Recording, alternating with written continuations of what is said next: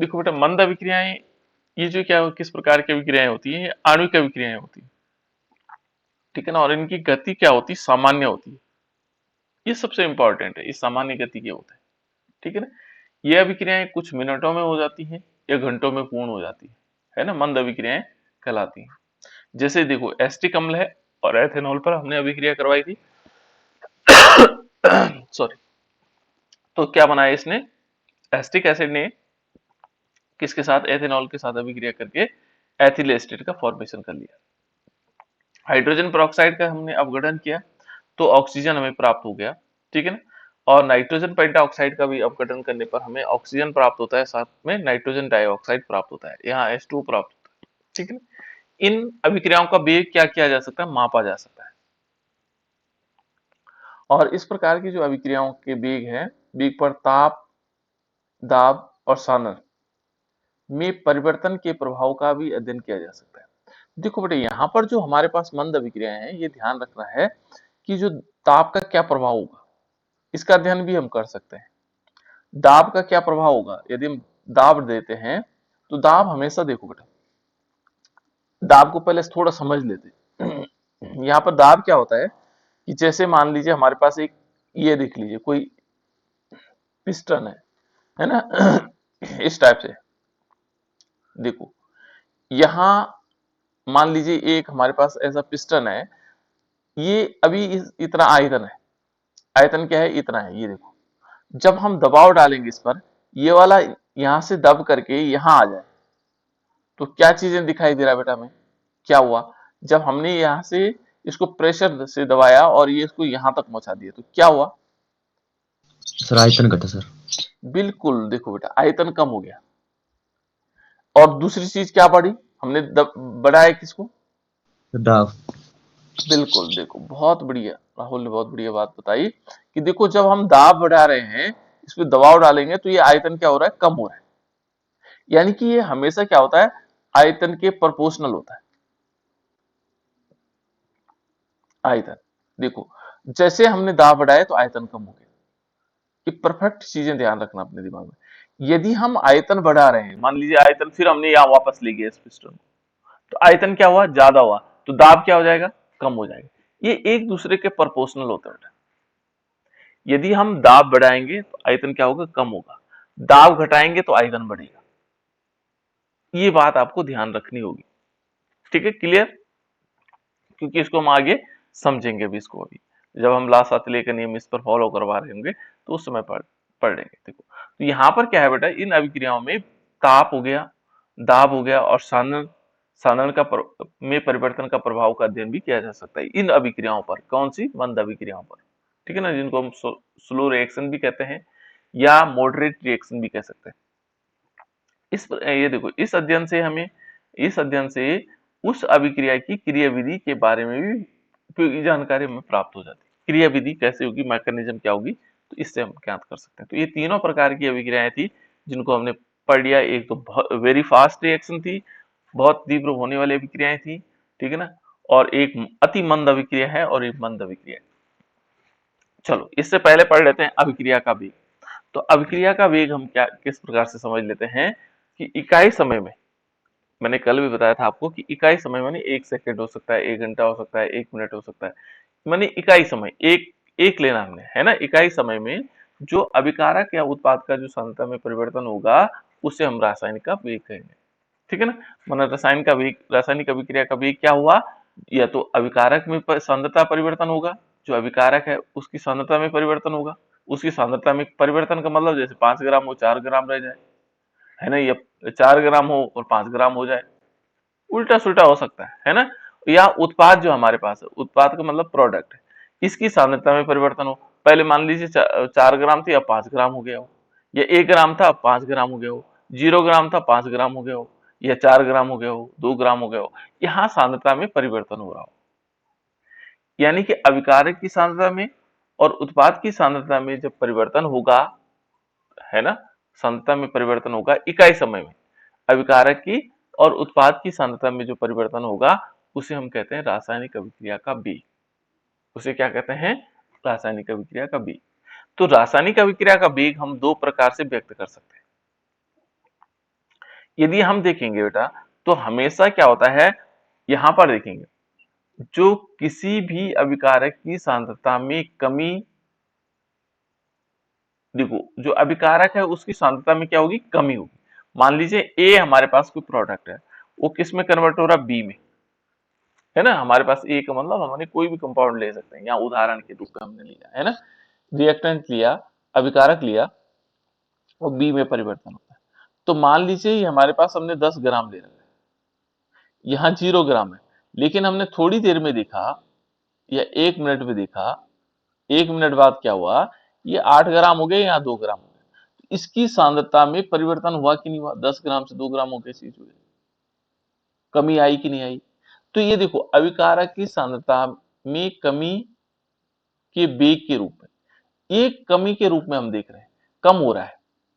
फिर देखा, आगे देखा 1 मिनट बाद, फिर और देखा तो इसमें 6 ग्राम हो गए, यहाँ कितना हो गया, 4 ग्राम हो गए, फिर परिवर्तन आ गया, कमी के रूप में परिवर्तन आ रहा है, कमी हो रही है ना।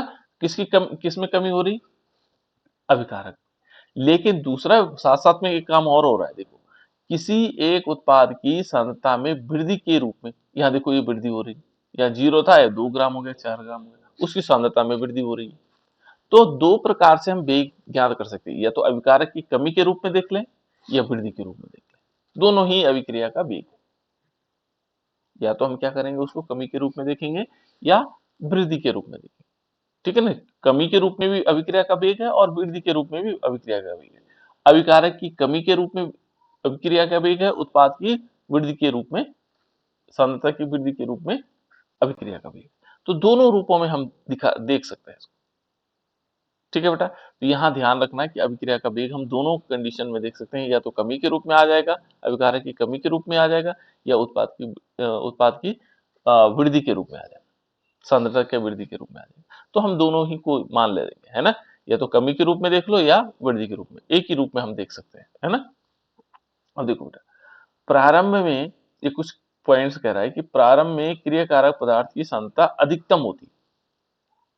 क्रियाकारक का मतलब, यहाँ पर क्रियाकारक मैंने शब्द जबरदस्ती लिखा हुआ, कई किताबों में क्रियाकारक शब्द का प्रयोग होता है, जैसे साइंस पब्लिकेशन में क्रियाकारक का शब्द का प्रयोग किया गया है ना। क्रियाकारक का मतलब होता है अभिकारक,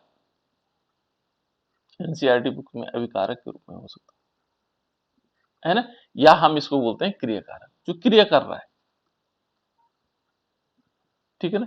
अभिकारक या क्रियाकारक, यहां पर क्या है, एक तो है अभिकारक या क्रियाकारक, इसकी सांद्रता में क्या हो रही है, अधिकतम होती है। अतः जब प्रारंभ का मतलब हो गया, जैसे मान लीजिए सपोज हमारे पास कोई कंपाउंड हमने लिया एसिटिक एसिड CH3COOH, क्या नाम है बेटा इसका कौन बताएगा जल्दी बताओ, कृष्णा बताओ बेटा। फिर एसिड एसिड एसिटिक एसिड, क्या है, एसिटिक एसिड, ठीक है ना। और इससे हमने क्या किया, कोई प्रोडक्ट बन गया, मान लीजिए suppose carbon dioxide plus H2O बना दी, हमने ये बना दी, सपोज कह रहा हूं, है ना। ये कंडीशंस अलग होती। तो देखो यहां पर क्या है, मान लीजिए ये हमारे पास 50 ग्राम है, तो इस समय प्रारंभ यानी कि टाइम इज इक्वल टू 0, समय अभी कुछ हुआ ही नहीं, हमने कुछ क्रिया करनी शुरू हुई नहीं, शुरुआत थी एकदम प्रारंभ में। जैसे आप अपने घर से निकलते हैं, मान लीजिए आप अपने घर से निकलते हैं, लेकिन अभी टाइम कुछ नहीं हुआ, माने आपने चले नहीं, तो आपने कितना डिस्टेंस तय की, 0, आप तो अपने घर में ही है, अभी तो आपने कदम बढ़ाया ही नहीं। टाइम एक सेकंड बाद आपने एक कदम बढ़ाया तो थोड़ा सा अपनी दूरी तय की, 2 सेकंड बाद थोड़ा और कदम बढ़ाया तो थोड़ा और दूरी तय की। ऐसे ही जब प्रारंभ हो रहा होगा बेटा, प्रारंभिक अवस्था में टाइम जब 0 होता है, उस समय कोई भी यहाँ उत्पाद कुछ भी नहीं बनता, यहाँ उत्पाद कुछ भी नहीं बनता, समय के साथ परिवर्तन होता है। तो यहाँ पर ये कह रहा है कि प्रारंभ में क्रियाकारक पदार्थ की सांद्रता अधिकतम होगी। देखो अधिकतम में सारी सांद्रता इसी की तो है, उत्पाद तो कुछ बना ही नहीं अभी, ठीक है ना। अभिक्रिया का वेग अधिकतम होता है, जैसे सांद्रता अधिकतम होगी तो वेग भी अधिकतम होगा। अब क्या होगा, समय के साथ साथ क्रियाकारक पदार्थों की सांद्रता घटती है, जैसे जैसे समय होगा, टाइम 1 मिनट हुआ या 48 ग्राम हुआ, यहाँ 2-2 ग्राम चलेगी, मान लीजिए मान रहा हूं मैं, है ना, क्योंकि मानने पर आधारित, मानना टाइम 2 मिनट हो गए, यहाँ क्या हुआ, यहाँ 48 के 46 हो गए, लेकिन यहाँ 4 ग्राम हो गए। ये इधर की तरफ देखो, यहाँ कमी हो रही है, यहाँ बढ़ रहा है। तो ये कह रहा है देखो, समय के साथ साथ क्रियाकारक पदार्थों की सांद्रता घटती है।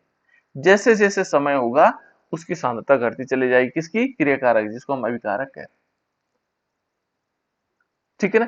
अभिकारक इसकी सांद्रता घटेगी, समय के साथ साथ अभिकारक की सांद्रता घटेगी। ठीक है ना? अतः देखो, प्रारंभ में अभिक्रिया का वेग भी बहुत तीव्र था, लेकिन समय के साथ साथ अभिक्रिया का वेग भी घटता है। सांद्रता भी घटती है, वेग भी घटेगा। पहले इसका तीव्र वेग से अभिक्रिया इधर से इधर जाएगी, धीरे धीरे जैसे यहाँ सांद्रता घटती चले जाएगी, वेग भी क्या होता चला जाएगा? घटता चला जाएगा। वेग भी घटेगा, दो चीजें घटेंगी, ध्यान रखना। क्या क्या चीजें घटेगी? एक तो सांद्रता घटेगी और दूसरा क्या घटेगा बेटा? समय वेग के सर, वेग। साथ साथ अभिकारक पदार्थों की सांद्रता घटेगी, सांद्रता घटेगी, साथ साथ में क्या घटेगा? समय के साथ साथ अभिक्रिया का वेग भी घटता है, ध्यान रखना। दो चीजें घटती है, अभिक्रिया की सांद्रता घटती है तो वेग भी घटेगा, अभिक्रिया की सांद्रता घटती है तो वेग भी घटेगा। क्या होगा? वेग घटेगा। क्लियर बेटा? इतनी बात समझ में आ गई? समय के साथ साथ जो सांद्रता घटेगी तो वेग भी घटेगा। इस बात को आपको नोट रखना है, ठीक है ना? फिर कहता है देखो, अतः पूरे समय के दौरान अभिक्रिया का वेग स्थिर नहीं रहता।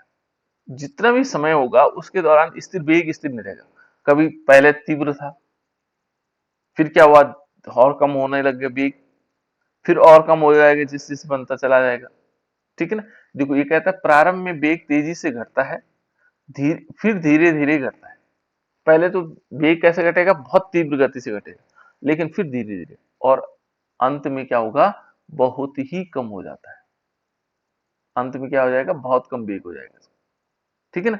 परंतु ये देखो बेटा, ये बहुत इंपॉर्टेंट लाइन है कि परंतु कभी भी शून्य नहीं होता। वेग कभी भी क्या नहीं होगा? शून्य नहीं होगा। वेग क्या नहीं होगा? घटेगा जरूर, शून्य। लेकिन शून्य नहीं होगा, है ना? उसमें क्या होता है, जैसे हमने ए प्रोडक्ट लिया, वो बी में कन्वर्ट हो रहा है। देखो यहां पर मैं आपको समझा देता हूं, ये बी में कन्वर्ट हो रहा है। ठीक है ना? पहले था ये 5 ग्राम, फिर इधर 0 था, टाइम बटा, टाइम के साथ साथ चेंज हुआ, ये 4 ग्राम, इधर कितना बचा? इधर हो गया 1 ग्राम, इधर कितना हुआ? 3 ग्राम, इधर कितना हुआ? 2 ग्राम, इधर हुआ 2.5 ग्राम, इधर 2.5 ग्राम, दोनों बराबर हो गए। अब जब ये दोनों बराबर हो जाएंगे, यहां पर वेग सबसे न्यून होगा, यहां तो सबसे तीव्र होगा, ये तीव्र वेग है। ये क्या हो? थोड़ा सा कम हो गया वेग, ये लगभग क्या हो गया? कैसे हो गया? बहुत कम हो गया, है ना? बहुत कम हो गया। लेकिन यहां पर वेग क्या हो गया? देखो, वेग शून्य नहीं हुआ, कम तो हो गया लेकिन शून्य नहीं हुआ। जैसे 2.5 ग्राम यहां से यहां कन्वर्ट होता है 2.5 ग्राम में, फिर क्या हो जाता है? 2.5 ग्राम से फिर और आगे चले जाते हैं, यानी कि 2.6 चले जाता है, लेकिन फिर क्या होगा? यहाँ 2.4 हो जाता है ना?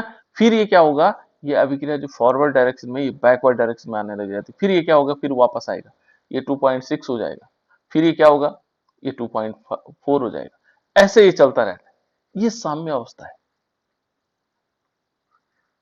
जहां पर क्या होगा? अब ये अभिक्रिया कभी शून्य नहीं होगी। देखो, परंतु कभी भी अभिक्रिया का वेग शून्य नहीं होगा, क्योंकि ये क्या होगा? आगे पीछे चलती रहेगी। ठीक है ना? अतः किसी अभिक्रिया के वेग निम्न 3 प्रकार से प्रदर्शित किया जा सकता कर सकते हैं। 3 प्रकार से हम प्रदर्शित कर सकते हैं। देखो बेटा, वेग हम 3 प्रकार से प्रदर्शित करेंगे। अब समझ में आ गया आप लोगों का? ये पहले तीव्र गति, जब अभिकारक बहुत अधिक मात्रा में था तो फास्ट जाएगा उत्पाद की तरफ, लेकिन जैसे जैसे मात्राएं उत्पाद की बढ़ती चला जाएगी, अभिक्रिया का वेग घटता हुआ चला जाएगा। ये बात समझ में आ गई कि नहीं? जी सर। नहीं, इसी के आधार पर देखो बेटा, इसी के आधार पर वेग 3 प्रकार के हो गए। कितने प्रकार के हो गए बेटा वेग? 3 प्रकार। एक तो हमारे पास औसत वेग, एक है तात्क्षणिक वेग, और एक है प्रारंभिक वेग। प्रारंभिक वेग को तो आप लोग जान गए, जो सबसे पहले वाले। तात्क्षणिक का वेग का मतलब हो गया उस समय कितना वेग था। माना तात्क्षणिक मैं कहूं आप लोगों के पास, देखो समझा कोशिश करता हूं, है ना। देखो ए से बी में कन्वर्ट हुआ, पहले औसत वेग समझते हैं। 1 मिनट में यहां पर था 20 ग्राम, ठीक है ना, इसको ऐसे समझ लेते 20 ग्राम। टाइम 0 था, वेग यहां क्या हुआ, यहां देखेंगे तो 0 था प्रारंभ।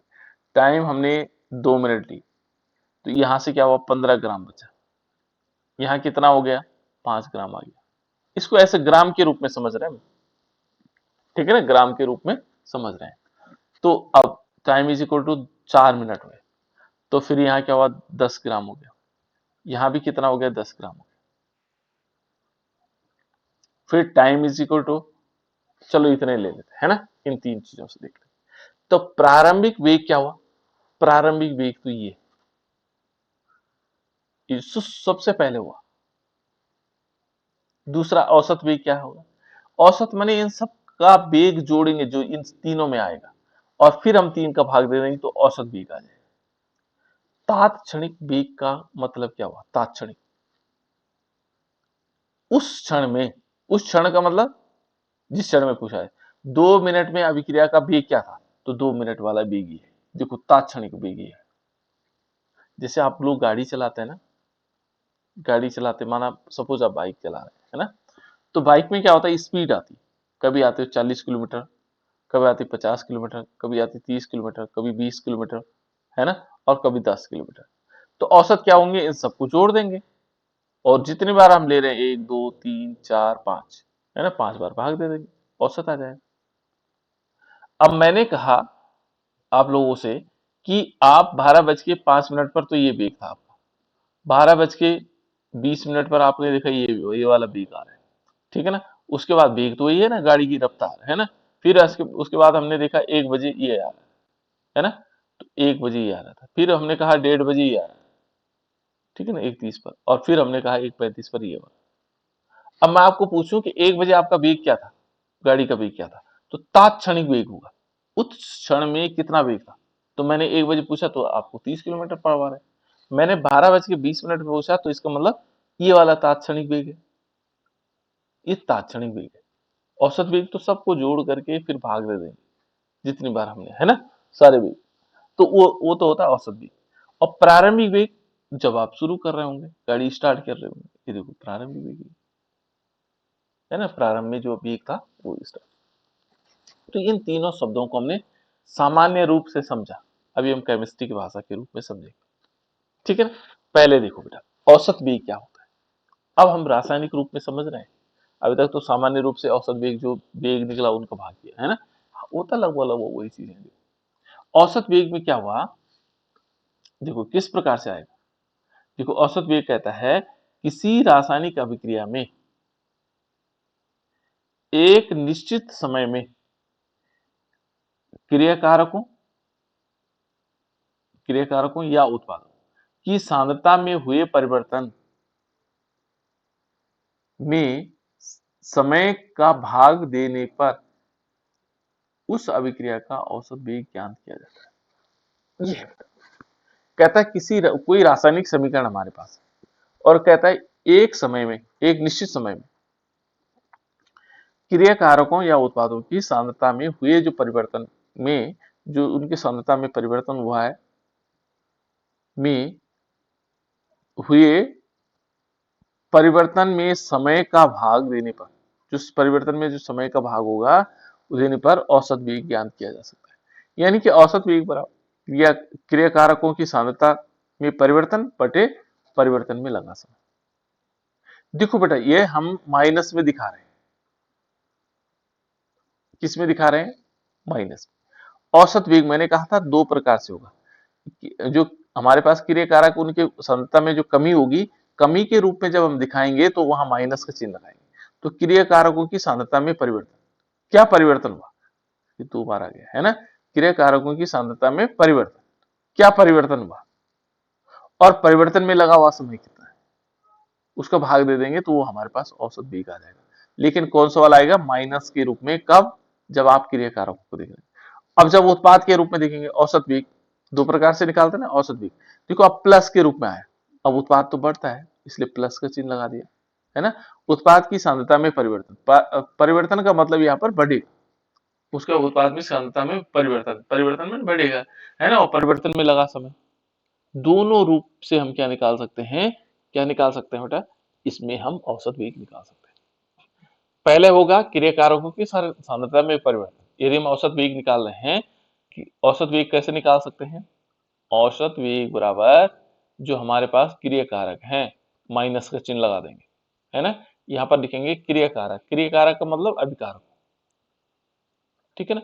अभिकारकों की सांद्रता में परिवर्तन, की सांद्रता में परिवर्तन, अभिकारकों की सांद्रता में क्या परिवर्तन हो सकता है, और बटे में क्या करते हैं, परिवर्तन में लगा समय, इसमें परिवर्तन में कितना समय लगता है, ठीक है ना। परिवर्तन में लगा जो टाइम होगा, तब हमारे पास माइनस का चिन्ह आएगा। लेकिन औसत वेग हम निकालना चाहेंगे, मान लीजिए हमने औसत वेग निकालना और प्लस, हमने प्लस का चिन्ह लगाया, तो प्लस माने उत्पाद, इस समय हम क्या लेंगे उत्पाद, तो उत्पाद की सांद्रता में परिवर्तन हो रहा है, तो हमें दिमाग में रखना क्या परिवर्तन हो रहा होगा, बढ़ रहा होगा, उत्पाद बढ़ रहा होगा, तो बढ़ किस रहा है, ये प्लस के चिन्ह से दिखा दे, है ना। तो यहाँ पर हम लिखेंगे उत्पाद की सांद्रता में परिवर्तन, उत्पाद की सांद्रता में परिवर्तन, उत्पाद कितना बढ़ रहा है, सांद्रता में परिवर्तन, अभी करवाऊंगा आप लोगों को, है ना, सोना मत, अभी पता लग जाएगा, बटे परिवर्तन में लगा समय। तो देखो बेटा क्रियाकारक की सांद्रता में कमी आती है और प्लस का चिन्ह क्या दिखाता है, ये उत्पाद की सांद्रता में वृद्धि दिखाता है, ठीक है ना। देखो अभिक्रिया को यदि हम देखेंगे, यदि हम अभिक्रिया का वेग निकालना चाहेंगे, देखो बेटा हम, अब मैं करवाऊंगा सब बच्चों से, है ना, अभी जो सो रहा होगा उसको पता नहीं लगेगा। देखो मान लीजिए एक रिएक्शन हमारे पास आर और प्रोडक्ट में कन्वर्ट हुआ, तो हम देखेंगे पहले वाला निकालते हैं औसत वेग निकालते हैं, तो औसत वेग इस अभिक्रिया के लिए निकालेगा औसत वेग, तो औसत वेग कैसे निकलेगा, पहले अभिकारक की दिशा में निकालते हैं, तो औसत वेग बराबर आएगा माइनस डेल्टा आर बटे डेल्टा पी। बटे डेल्टा डी आर, राइट, ये माइनस के फॉर्म में है। तो ये है बेटा औसत वेग, किसके रूप में हमने लिखा, जब हम क्या कर रहे हैं अभिकारक में कमी के रूप में देख रहे हैं, राइट। अब हम क्या कर रहे हो, उत्पाद की कंडीशन में देखेंगे तो तब भी औसत वेग निकालेंगे, है ना, औसत वेग, वो भी औसत वेग आएगा, औसत वेग बराबर क्या हो सकता है, दूसरा हमारे पास क्या आएगा, इज इक्वल टू प्लस, देखो प्लस डेल्टा पी, कितना डेल्टा पी कितना बड़ा, है ना, और अपॉन डेल्टा टी, ये आ गया बेटा, इस प्रकार से हम निकाल सकते हैं। ये है आर के विलुप्त होने की का वेग, आर कितनी मात्रा में, देखो यहाँ लिखा हुआ आर के विलुप्त होने का वेग, आर कितना कम हो गया, तो वो इतना कम हो गया, पी के बनने का वेग ये हो गया, ठीक है ना। चलो ये तो हो गया हमारे पास साधारण अभिक्रिया, ठीक है ना। अब मान लीजिए इसकी जगह हम लेते हैं H2 plus Cl2, H2 plus Cl2 is equal to 2HI, ये रिवर्सिबल का चिन्ह है, इसके अभिकारक का वेग और उत्पाद का वेग, दोनों का वेग निकालो बेटी इस अभिक्रिया के लिए, जल्दी से मुझे बताओ, अभिकारक का वेग और उत्पाद का वेग प्रत्येक बच्चे को बताना है।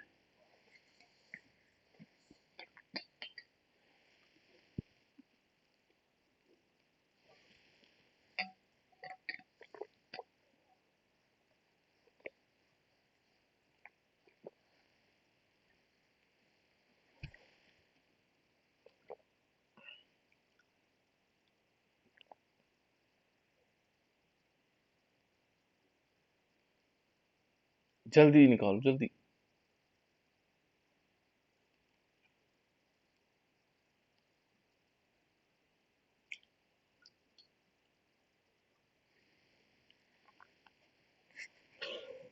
हो गया, हुआ या नहीं हुआ,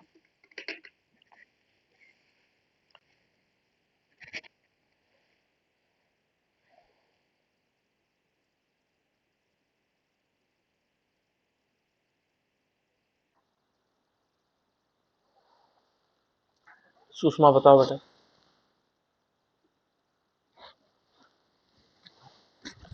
आ रहा है या नहीं आ रहा पहले बताओ। सुषमा कर रहे सर। अभिषेक नाथ, ये दोनों स्कूल नहीं आए थे ना कल।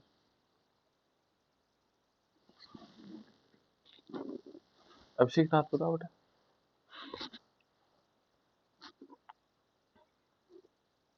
वंदना आए बेटा। नहीं सर। शिक्षा, नहीं सर। साहिल, सर थोड़ा कर रहे सर, 1 मिनट। चलो राहुल, नहीं आ रहा सर अभी। कृष्णा,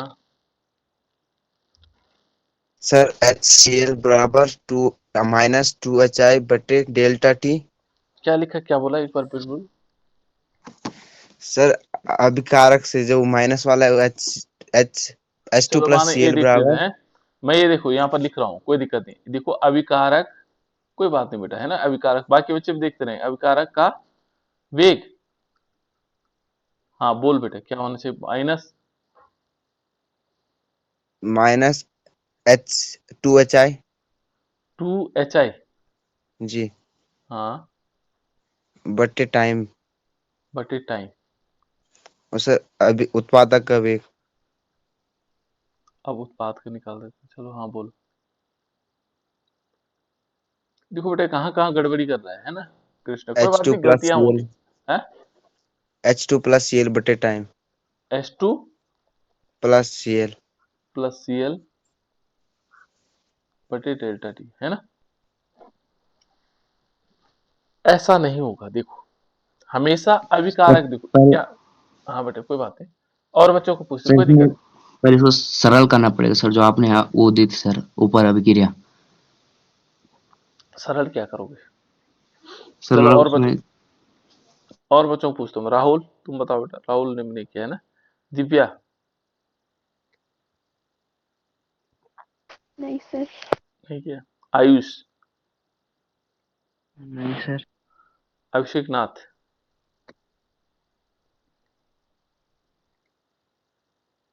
प्रियांशी, बेटा प्रियांशी किया है या नहीं किया। कर दिया सर। क्या बना बेटा बताओ, बताओ बेटा।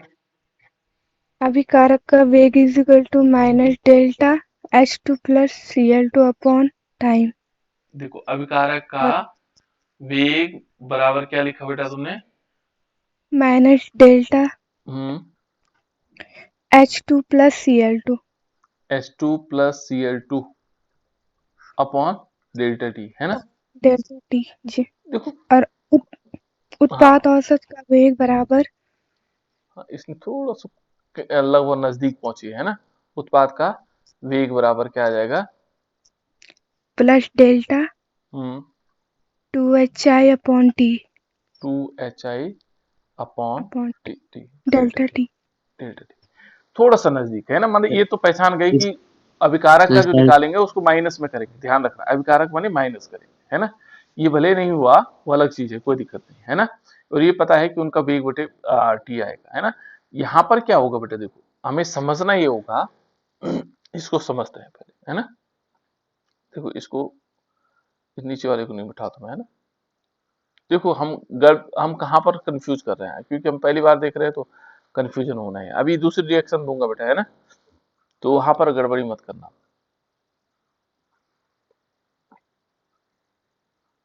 चलो देखो यहां पर हम एक काम करते हैं पहले, कि हम अभिकारक का वेग निकालते हैं। तो अभिकारक का वेग हमने क्या बताया था आप लोगों को, कि अभिकारक का जब भी हम वेग निकालते हैं, ठीक है ना, अभिकारक का वेग, ये वेग कैसे आएगा, है ना। तो पहले काम ये है कि अभिकारक में हमेशा कमी होती है। यहाँ तो कम होगा तो इसका माइनस का चिन्ह तो लगेगा, ये कंफर्म हो गया, है ना। और ये कितना कम होगा बेटा, देखो जो यहाँ पर पदार्थ दिया हुआ है उसकी सक्रिय मात्रा के रूप में, यानी कि डेल्टा का चिन्ह तो आएगा ही, लेकिन सक्रिय मात्रा का चिन्ह लगाएंगे, ये सक्रिय मात्रा है, ये जो बड़ा ब्रैकेट होता है ये सक्रिय मात्रा के, केमिस्ट्री में इसको सक्रिय मात्रा के रूप में देखो minus delta S2 upon delta T, ये हुआ बेटा कमी। पहले अभी तो हमने केवल इसकी कमी देखी, और बराबर क्या होगा, फिर देखो बराबर का चिन्ह अलग लगा दे, ये delta S2 upon delta T, फिर माइनस का चिन्ह लगाएंगे और इसकी कमी को देखेंगे, और इसमें भी क्या होगा डेल्टा, ये देखो डेल्टा, और यहां पर आएगा Cl2 अपॉन क्या आएगा डेल्टा टी। ये होगा अभिक्रिया के वेग में कमी, ये कमियां है बेटा। अब अभिक्रिया का उत्पाद के वेग, उत्पाद का वेग देखेंगे, है ना, उत्पाद का औसत वेग देखेंगे। तो उत्पाद का जब हम औसत वेग देखेंगे, उत्पाद, ये अभिक्रिया का वेग नहीं है, औसत वेग है। कौन सा वेग है, औसत वेग। यहां पर हम देखेंगे उत्पाद का औसत वेग, इसका औसत वेग कैसे निकलेगा, क्योंकि वेग नहीं देखेंगे, वेग बेटा तीन प्रकार के होते हैं हमारे पास, तात्क्षणिक वेग होता है, औसत वेग होता है ना, तो प्रारंभिक वेग होता है।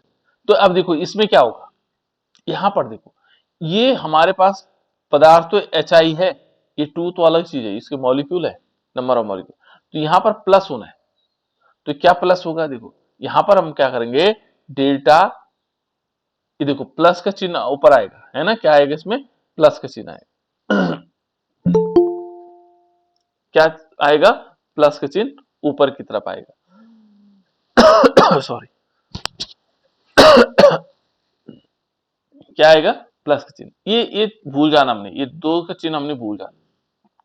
तो यहां पर क्या आएगा, ब्रैकेट सक्रिय मात्रा HI की सक्रिय मात्रा, और बटे में क्या कर देंगे डेल्टा टी, बस ये हमारे पास औसत वेग किसका आया, उत्पाद का। बहुत आसान हो गया, है ना, तो हम आसानी से निकाल सकते, ठीक है। अब देखो बेटा, एक अभिक्रिया यदि इस प्रकार से दी हुई है,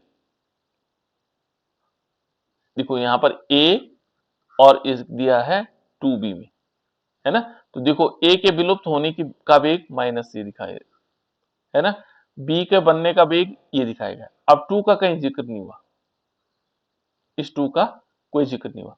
जब हम क्या निकालेंगे, अभिक्रिया की रस समीकरण मिति निकालेंगे, तो रस समीकरण मिति क्या होती है, जो 2 था, देखो बेटा जो 2 है उसको हम क्या करेंगे 1/2 के रूप में लिखेंगे, बस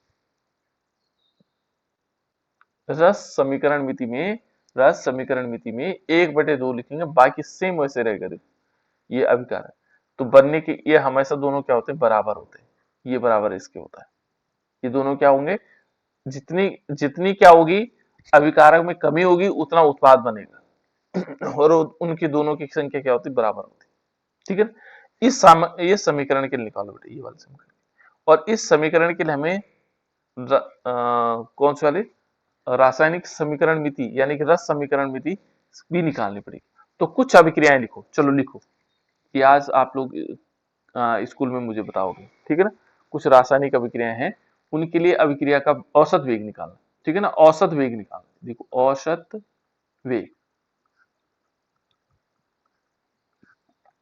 पहले लिखो, एक तो हमारे पास था CH3COOH प्लस CH3CH2OH, ठीक है ना, इज इक्वल टू हमने क्या बनाया, रिवर्सिबल चिन्ह है CH3COO CH2CH3, एक तो ये अभिक्रिया ये है